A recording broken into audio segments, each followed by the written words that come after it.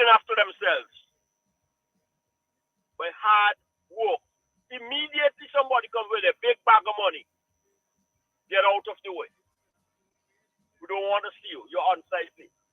So out goes the sushi people, out goes the barbecue people, out goes the people who could plant a hay, out goes the people who could sell a bear, out goes the people who could fry something.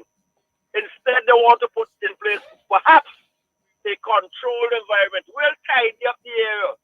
We probably will build this kiosk. You probably will do this. We'll do that. Because everything that must be done on the stretch now must be in accordance with Sandals and the Grenadines. That's the logic, you know. The small man must pay the price for the big investor. Now, I'll tell you something.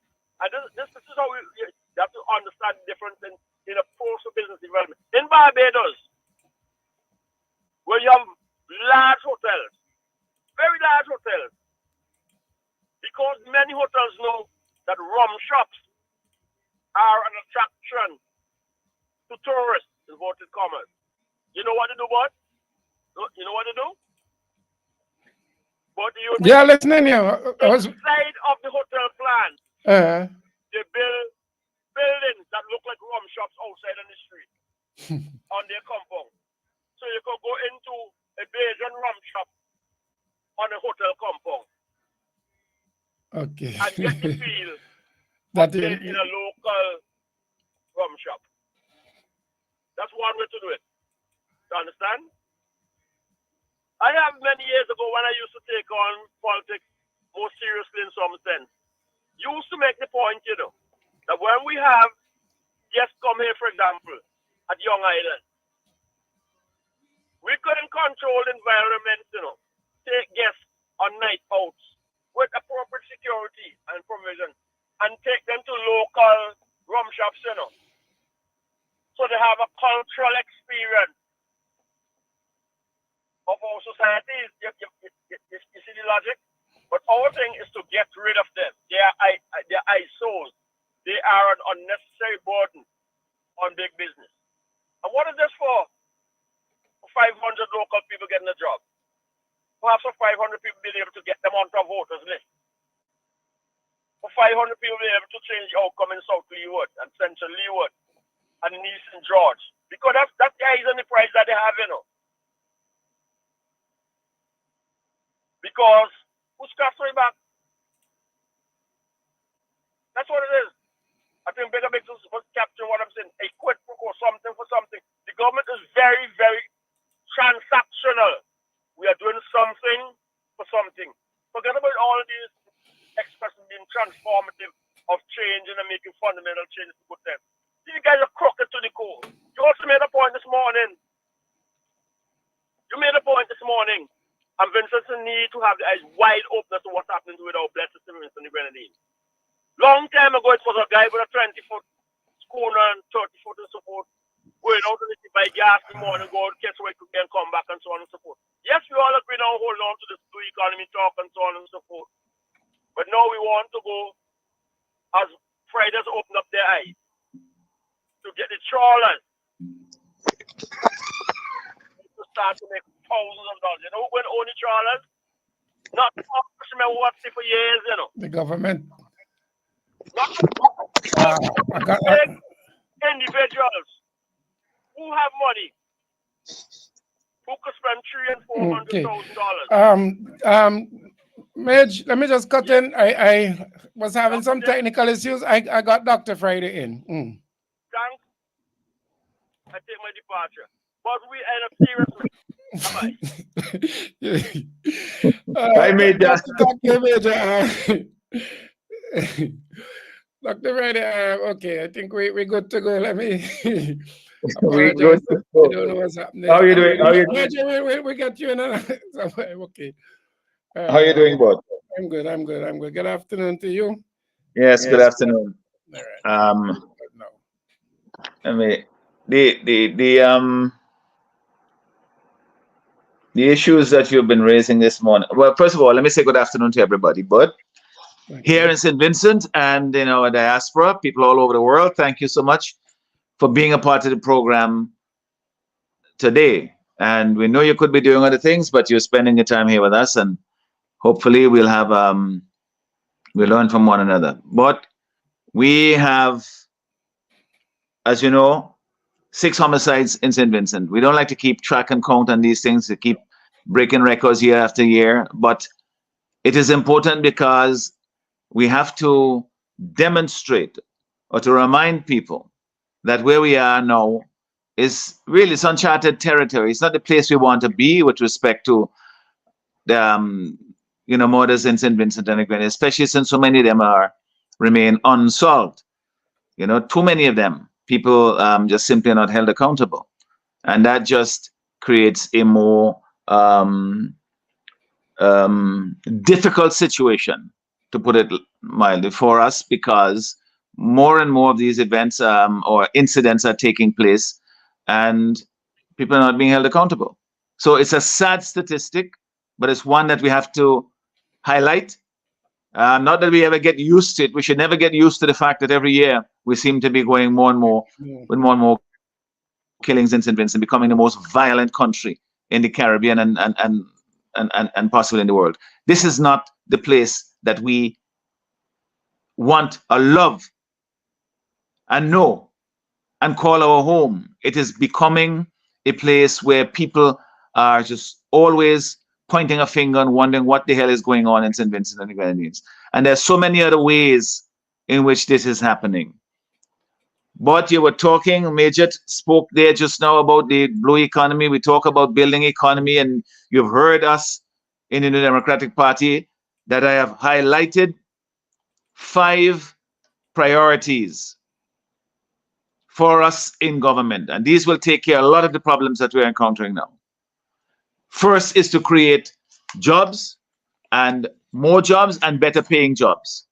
That is something that our people have been lacking under this administration. Never mind the developments and all the plans that they say they have for doing things. When push comes to shove, you look at the record and you see that the jobs simply are not there. And certainly when some jobs come, they say, oh, well, our people don't have the skills to do it.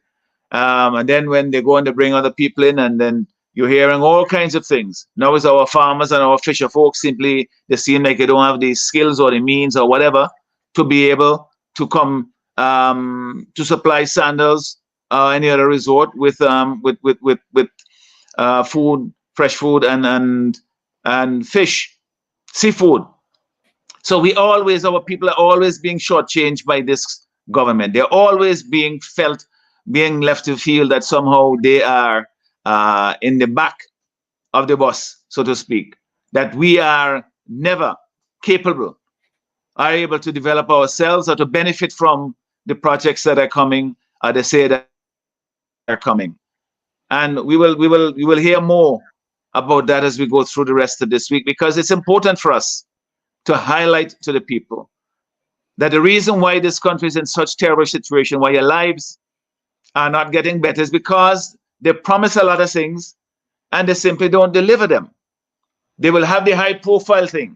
They will say they bring the airport, they're building a port in Kingstown, the high profile stuff, 1 or 2 big projects, and think that this is what is transforming, has the capacity to transform lives in our country.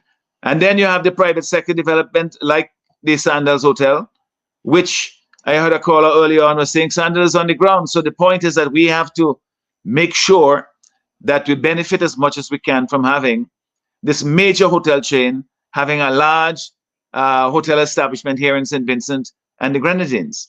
And the way you benefit from that is by having linkages with the new hotel that's coming. In terms of employment, that we have employment for our people, not just in the lowest paid jobs or the bottom of the employment ladder or the salary scale, but people who are put in positions to go up the ladder to middle management, higher upper management, do the skill jobs in the kitchen and chefs and so forth, and being really an integral part of the development of this major tourism facility.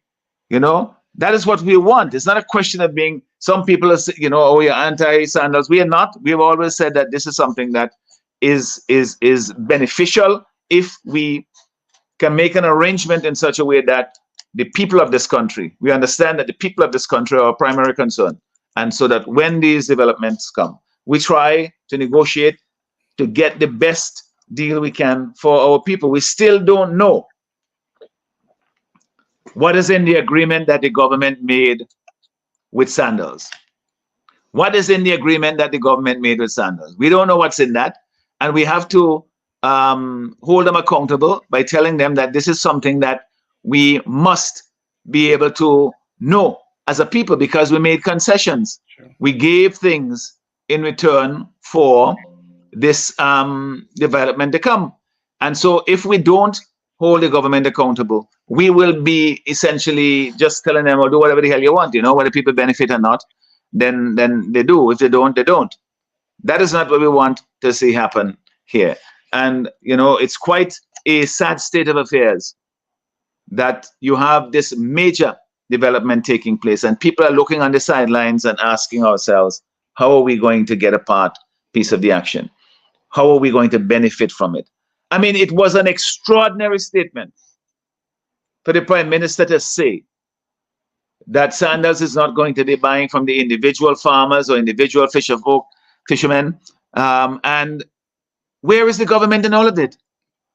How have they helped to prepare the farmers and the fishers to be able to take advantage of the opportunity that has come?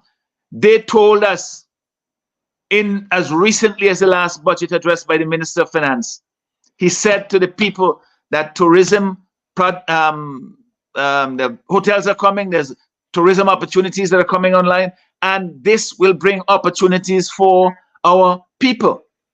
Well, where are those opportunities?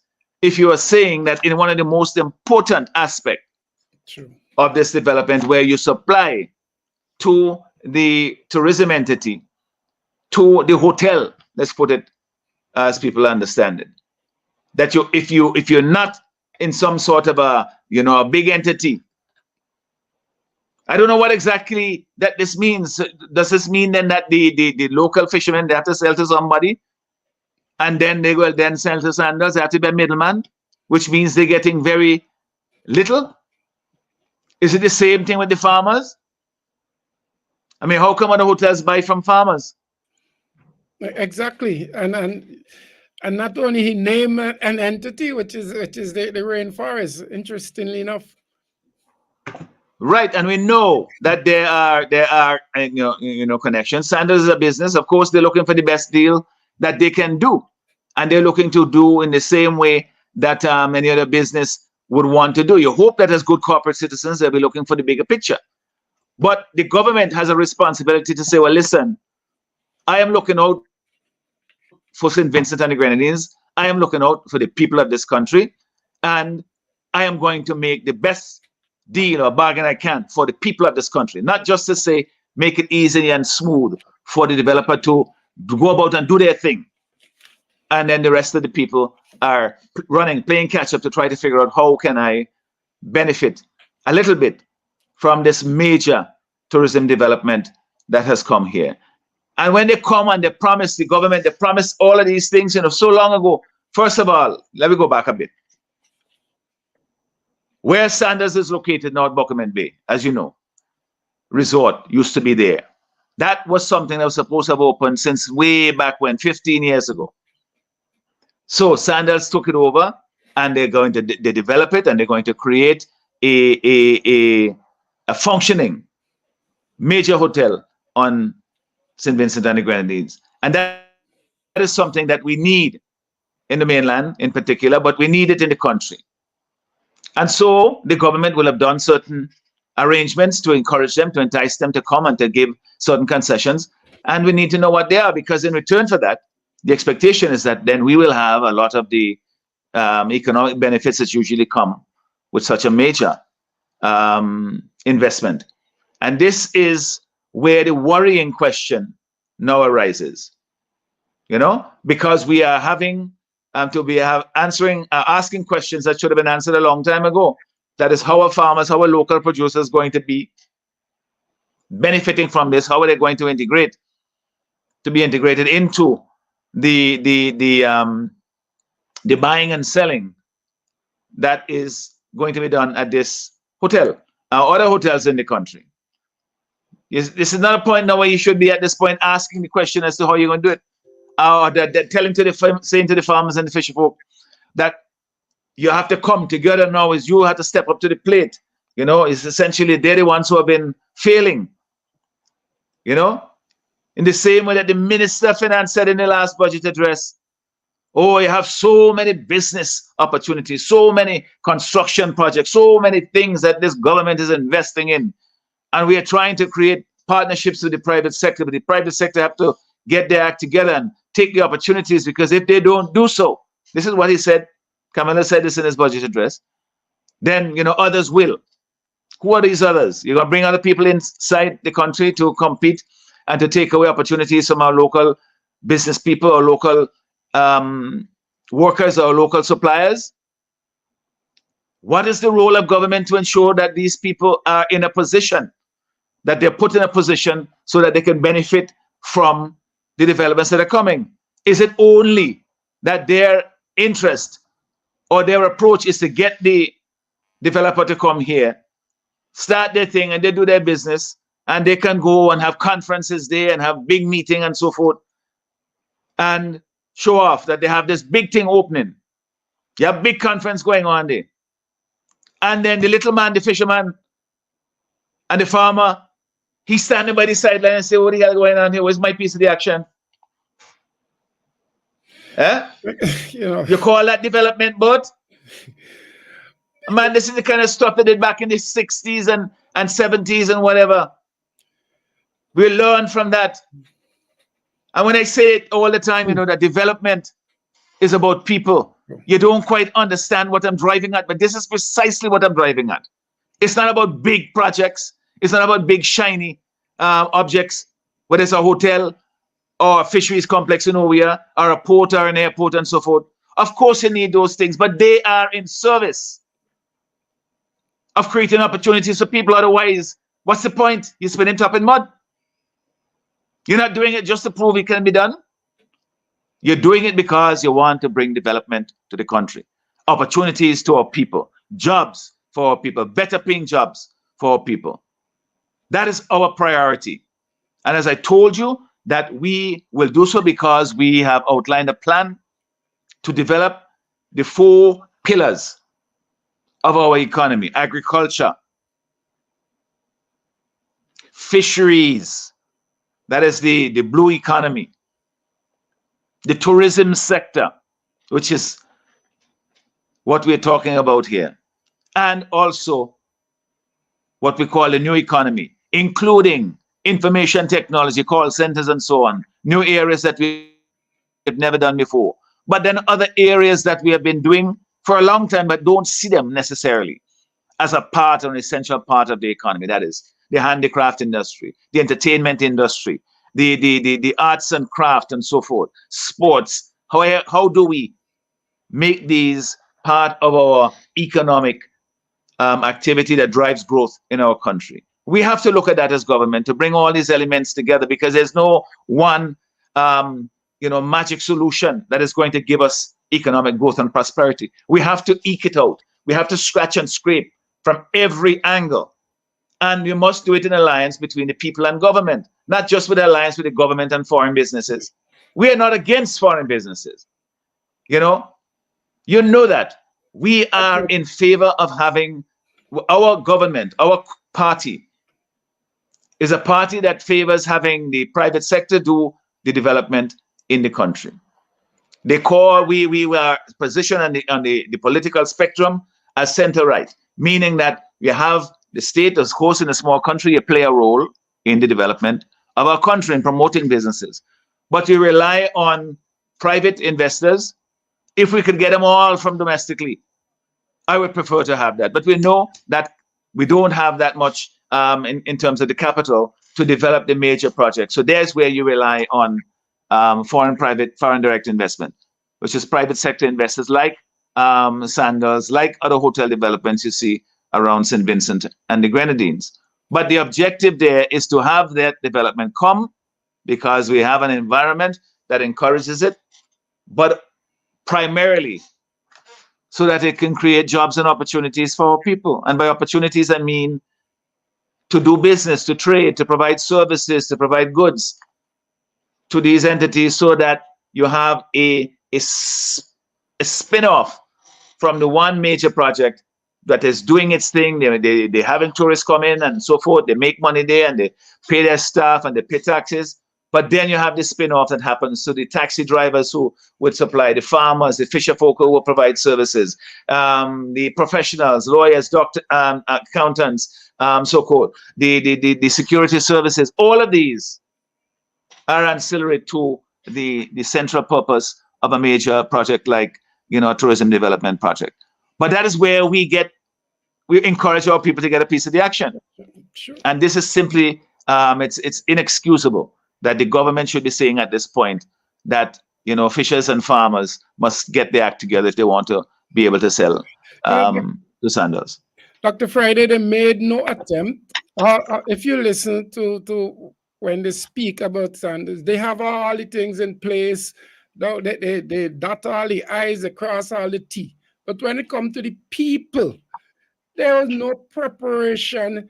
None whatsoever. First of all, remember, when the construction was going on, they brought in workers from Colombia and from the Dominican Republic and so forth, lots of workers. And they say, it's because our people don't know how to mix the kind of concrete or whatever the hell they were making down there. They couldn't provide the services. They can't get the people with the technical skills. Well, how do we get to this point after 20 years of a government in office and the people can't get technical people to do the technical work on major development projects that you say you bring into the country? And then the next step now we have the thing going operate, and you have the farming and the fisher folk who thinking that they're going to make a little dollar like they do here. The fishers here, they go out and they come, you get an order, whether it's 20 pounds of a barracuda or red snapper or whatever, and they provide it on a daily basis. I don't know what's wrong with that model, but each entity obviously has the freedom to do their business as they choose. But government also has an obligation to say, we need to get some benefit from it for the small man, for the ordinary people, because all of the people in this country here, we don't have big suppliers. The one big supplier, it didn't come from here. They had one that used to operate here in Beckwith. They want a big supplier, but they were growing. And they're gone now. They're gone out of business now. Well, they're certainly not doing the business that they used to do in exporting seafood. So this is something, but that I am very, very, very upset about, because this is why we have to change this government simply, because we have to find somebody. We have to get a government in place that look out for the interests of the people. This government, all they're trying to do is to have mega projects and mega things and so forth to make them look good. It's another, like a badge on the chest. You ever see those generals from Russia and various places that have all these things all the way down to the belt, and some African countries? That is basically what they seem to be doing, collecting these badges. But this is not what we need in the country. What we need is people to look out for the producers as they are now and say, how do we get you where you want to be? You hear Major was saying just now, and this is something that we had highlighted over the past, that the seafood industry, the fishing industry, right as it is now, is what we call subsistence fishing. You go out in the morning in a pirogue and you come back midday with 100 pounds of fish and you try to sell it. Next day, you go back, you get enough gas, the boat have a share and the other guy get his piece of the action and so forth, you go back out. Because you got to go back because the money you make there yesterday, finished today. That's subsistence. You're living from day to day. But we could do better. Other countries have in the region done better. Grenada has done better.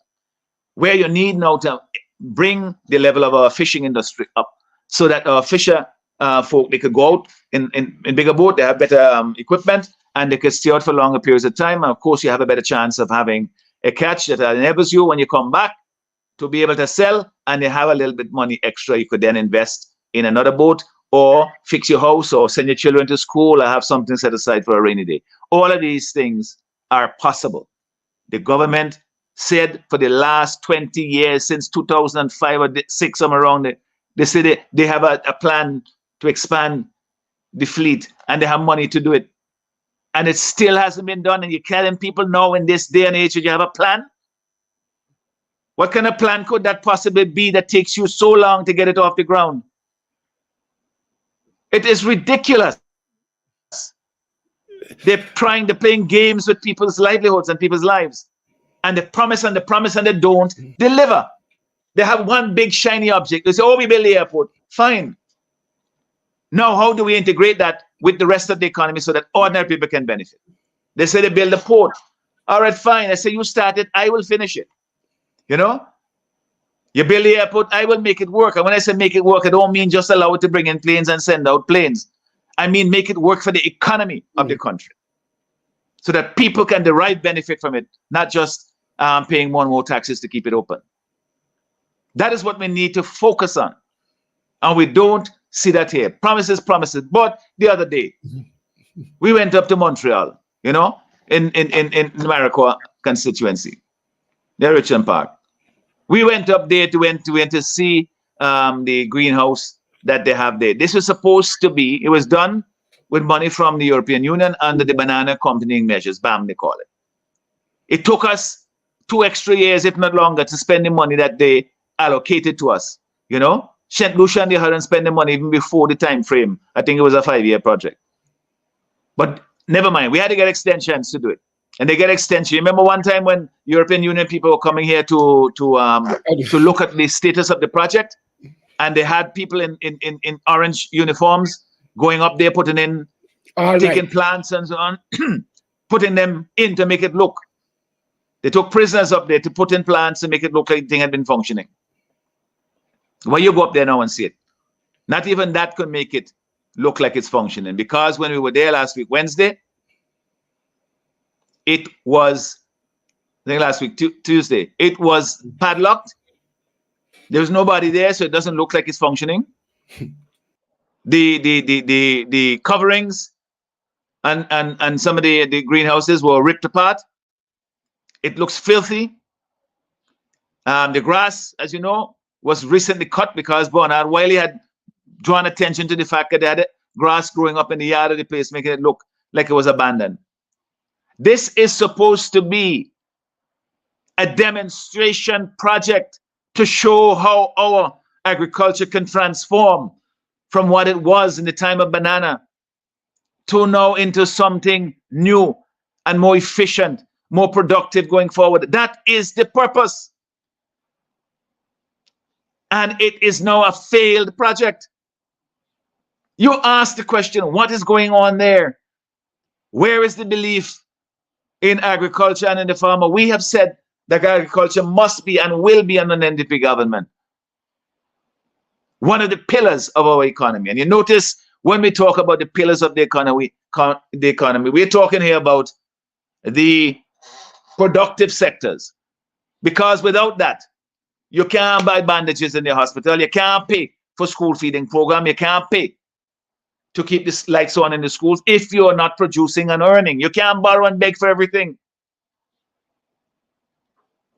Yeah, you borrow and you beg if you get that, yes, but borrowing you have to pay back. Begging, you know, you don't always get. And we have the capacity to do it, but they said that they were going to transform agriculture. They got money, $30-something million from the European Union to do it. And where is it? Where has it gone? Agriculture continued to decline in terms of its contribution to the economy, and farmers continue to leave their land fallow or in elephant grass because, I mean, it's heartbreaking, you know, but we talked to some farmers there last week, Tuesday when we were up there. And you hear, you know, this woman, she said she planted this stuff and she had to go and leave it in the ground, dashing because the price was so low she can't make money. It will cost her more to harvest it than it would to leave it in the ground. She will lose more if she harvests it than if she harvests it and try to sell it. Jesus Lord. You know, and nobody comes in and say to this lady, well, you know, market conditions were such. They tell me now they have good market conditions for certain root crops. What is going to be the situation in 6 or 7 months' time when they're ready to reap? If the price falls now, as it has done with Dashin, for example, who takes the hit for that? Where is the government? Where's the marketing board to act as some sort of a buffer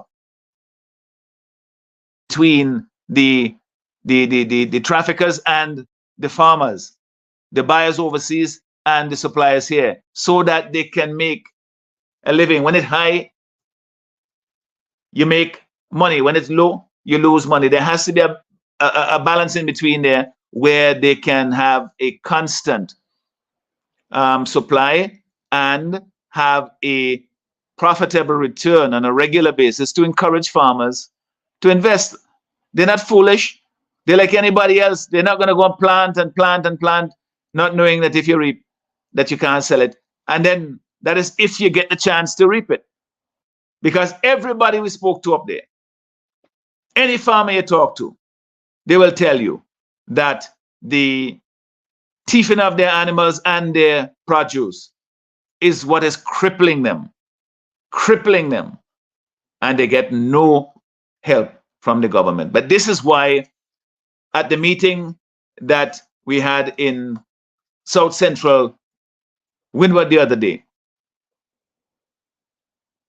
we were in Chapman's village, and I said to the people there, the farming community, the reason why it is so important to us to bring predial larceny and thieving of people animals under control is because we have set out in our plan for economic development that agriculture is a pillar of our economy going forward. So naturally, if we are going to rely on it as an essential component of our productive sector, then we have to make sure that all of the elements that prevent it from being so, all of the things that hold it back, that we deal with them. And one of them is predial larceny. And then there are others, of course, that we can deal with. The market situation that I just mentioned, where the farmers are always left to take the hit when prices drop. You know, that is something that we must focus on, not just as a matter of justice, but also, which is very important, of course, but also because it is essential to our progress as an economy. We have to have the productive sectors working. This government, the plan and the promise and the promise. Look, we talk about the blue economy as well. The fisheries complex in Oya. For me, the location was problematic. Okay? But the government, they put it up there for their own political reasons. And they say that they're going to have a benefit to the people up there. Well, ask anybody who working at the Oya fisheries complex. That was open, I think, in 2008 or 2009, somewhere around there. And how long it has been functioning. What is the condition that it's in now? Who managing it? Who works there? What does it sell and export? Who cares in the government to make it work? Does the minister ever go and visit and say, gee whiz, we need to do something about this? Or has it achieved its objective that is built and it's left there to show people that government could build something? These are things that we need to be able to address.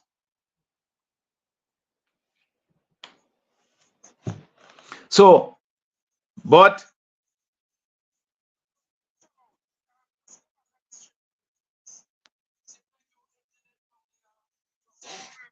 hello?